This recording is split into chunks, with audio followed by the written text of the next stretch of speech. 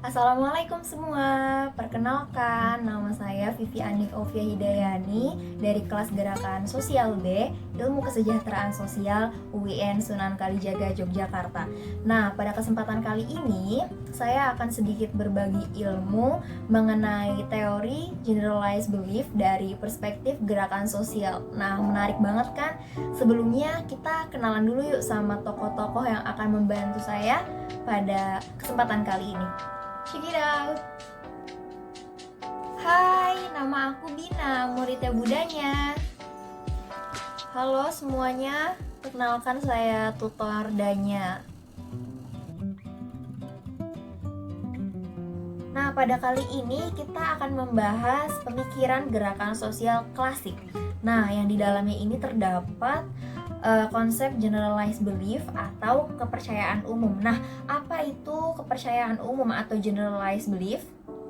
Ialah konsep yang berawal dari pandangan psikologi yang mengatakan bahwa kepercayaan umum pada individu ini yang nantinya bisa mempengaruhi atau menghasilkan kecenderungan-kecenderungan pada diri yang berpengaruh juga pada perilaku. Nah, perilaku ini kan macam-macam ya teman-teman, termasuk di dalamnya ini karena kita konteksnya gerakan sosial, perilaku ini bisa juga termasuk di dalamnya membuat gerakan sosial. Loh kok bisa gitu, Bu? Bisa dong. Nah, kenapa konsep kepercayaan umum ini masuk ke dalam gerakan sosial klasik gitu? Karena pada zamannya ini dogma agama sangat mempengaruhi kehidupan sehari-hari gitu, atau mungkin bisa dikatakan sebagai irasional ya. Nah, kemarin juga kan kita sudah belajar sejarah dari SMA gitu kan, banyak revolusi dan penolakan terhadap dogma agama ini gitu. Nah, terus juga dari logika sendiri kita sudah belajar periodisasi waktu yang mana dari zaman klasik gitu, Yunani kuno, sampai abad ke Renaissance atau dilanjutnya setelahnya modern dan kontemporer. Nah, jadi dari logika ini kan kita bisa memahami bahwa pada abad ke-15 ya ada reformasi gereja, terus dilanjut pada abad ke-17. Pada abad ke-17 ini ada juga yang namanya revolusi Perancis, yang mana di dalamnya selain mengandung kebebasan rakyat, lalu ada feodalisme dan menentang nilai-nilai agama juga. Jadi seperti itu ya teman-teman. Jadi pemikiran gerakan sosial klasik ini lebih fokusnya kepada cakupannya mikro, yaitu lebih kepada fokus individu sebagai salah satu komponen penyebab gerakan sosial seperti itu. Bu, kan itu masih umum. Apakah ada macam yang lebih spesifik? Oke Bina, nah jadi pemikiran klasik ini dalam gerakan sosial juga ada macamnya, yaitu perlu diingat ya terdiri dari 3 macam. Yang pertama adalah nativistik, gerakan sosial nativistik. Yang kedua adalah gerakan sosial mesianik atau mesianisme. Terus yang ketiga adalah gerakan sosial milenial. Nah di sini yang perlu diingat, milenialnya bukan milenial zaman now ya, anak zaman now. Oke, kita bahas satu-satu ya. Yang pertama adalah gerakan sosial nativistik, yaitu berusaha mengubah secara utuh sesuai tujuan gerakan sosialnya.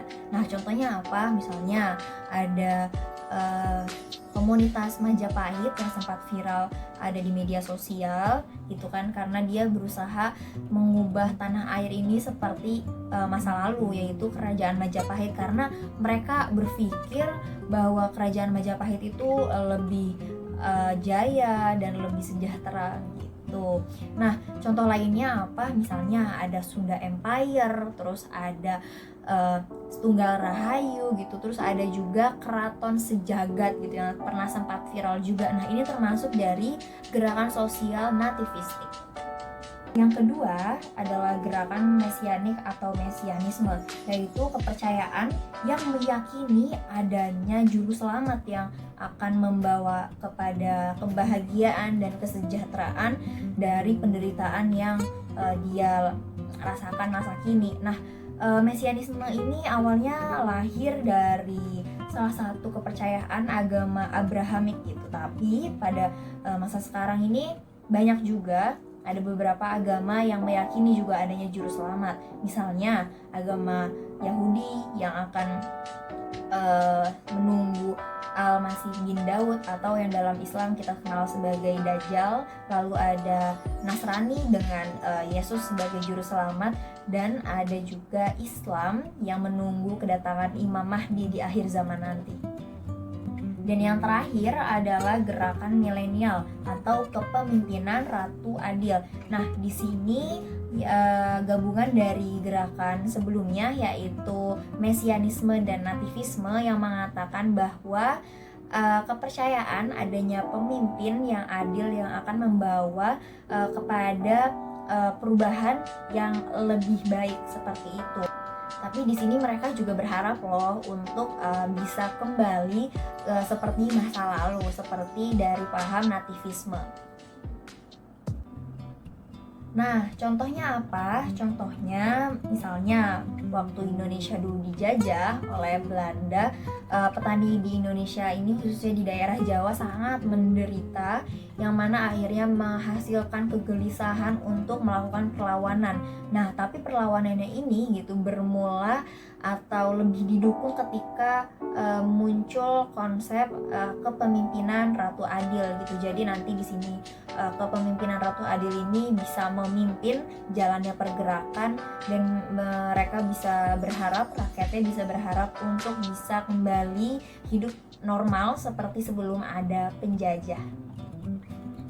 Oke, gimana teman-teman? Semua paham? Bina paham? Paham, Bu. Wah, ternyata gerakan sosial banyak banget ya, Bu, macamnya. Saya jadi makin semangat nih belajar gerakan sosial. Benar sekali, memang kita sebagai manusia harus banyak-banyak memperluas wawasan gitu, khususnya untuk mempelajari gerakan sosial ini, karena ilmu ini sangat menarik gitu untuk dipelajari. Nah, oke, dari kesimpulan materi hari ini kita dapat mengambil poin-poin penting. Yang pertama adalah gerakan sosial klasik ini lebih berfokus kepada mikro gitu kan cakupannya, atau fokus kepada individualnya saja yang dilatar belakangi oleh nazisme dan fasisme.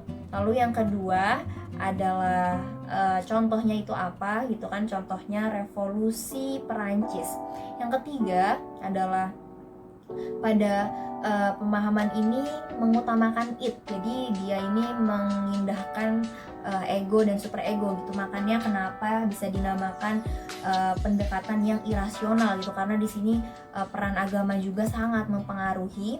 Lalu setelahnya ada yang keempat, yaitu konsep generalized belief. Ini terbagi lagi menjadi 3 gitu. Yang pertama adalah nativistik, yang berharap untuk bisa kembali ke masa lalu. Yang kedua adalah mesianik, yang menganggap percaya bahwa adanya juru selamat yang bisa mensejahterakan. Dan yang terakhir adalah milenial, yaitu percaya adanya konsep kepemimpinan Ratu Adil.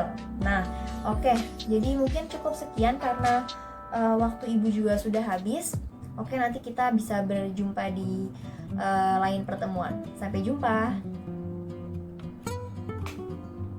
Baik, Bu, terima kasih. Nah, sudah jelaskan ilmu yang tadi dibagikan oleh Budanya. Semoga bermanfaat dan menambah wawasan keilmuan kita ya. Terima kasih sebelumnya sudah berkunjung ke video ini. Sampai jumpa di ruang lainnya. Wassalamualaikum.